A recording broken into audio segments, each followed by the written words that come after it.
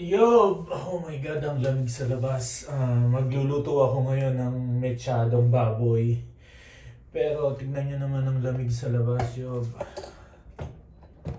Ayan o. Ang lamig.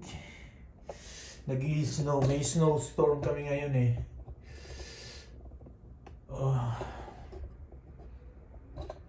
Mabisyo sa labas. Ayaw mga muyang bahay. So, ngayon magluluto tayo ng mechado. Ito version ko to Walang pakialamanan. Kasi ang mechado ko hindi ko ginigisa. Ito yung baboy natin. Siyempre kailangan may taba para mas masarap. Ngayon meron tayo ditong kamatis, bay leaf, yung laurel, yung sibuyas, tsaka bawang. So, ihahalo na natin lahat yan.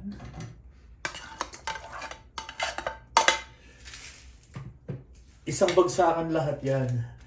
Tapos, lalagyan na rin natin ng Knorr cubes. Yung Knorr cubes ko, binili ko pa sa Pilipinas yan. Tapos, lalagyan na rin natin ng toyo. Pampakulay. At pampasarap na rin. And then, lalagyan ko ng konting suka, vinegar. Pampatibay lang yan. Tapos lalagyan ko na rin ng asukal. Siyempre hindi mawawala ang asukal dahil lutong Pilipino eh. And then lalagyan ko siya ng butter. Mga 2 tablespoon na ba? 2 tablespoon na butter. Naninigas yung butter ko kasi kanina pa ako sa labas. Pagkatapos yung ating tomato sauce. Kung meron kayong, tignan mo pati tomato sauce. Nanigas na. Ngayon, kung meron kayong tomato paste, pwede rin naman ang tomato paste. So far, meron kasi akong meron tomato sauce kasi ang available ko ngayon. Pagkatapos, lalagyan na natin siya ng tubig. Siyempre, kasi palalabutin natin siya. Muntik ko na makalimutan ng ating ground pepper.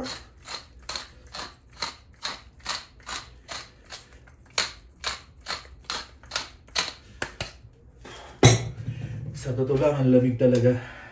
Mabisyo lang talaga ako. Ayaw kong mangamoy yung bahay kasi matagal na pala ang buti nito eh. Sa bagay, hindi naman siya baka. So, baboy lang. Siguro mga almost 1 hour lang to. Ngayon, tatakpan na natin. At ating sisindihan. Slow heat, medium heat lang Kasi palalambutin natin para hindi siya masyadong matuyo. Hindi siya kagad matuyo. And then, babalikan natin. Hindi ako pwedeng magtagal dito sa labas dahil ang lamig-lamig. Pakikita ko sa inyo kung gaano kalamig sa labas. Snowstorm kami ngayon. Ayan siya. Later on, magiging na yan. Mapupuno na naman yung aking backyard. Balik tayo mamaya. Ay nako habol ko lang itong ating bell pepper. Nakalimutan kong ilagay kanina. So, meron tayong bell pepper dyan. At takpan na natin.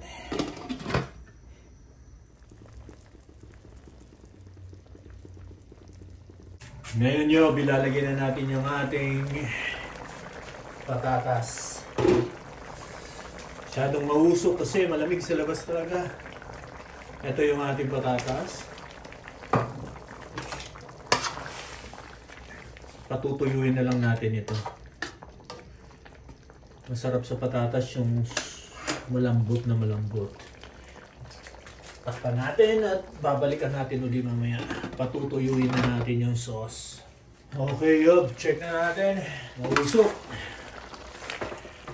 Ayun na siya, malapot na siya. Gusto ko yung nagmamantika konti pang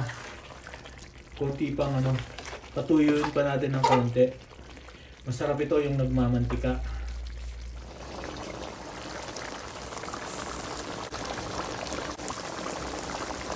Siguro Yob, okay na to. Medyo wala kayong makikita dahil nga mausok. Pwede na to. Patayin na natin yung ating kalan. Okay. Oh my God.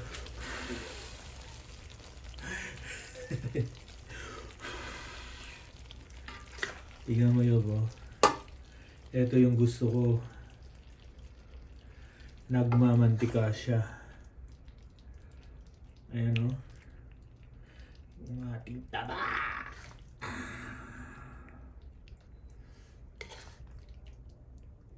Oh.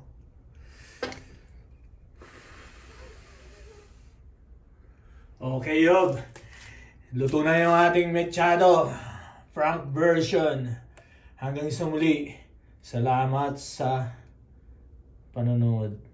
Thank you for watching. Bye for now.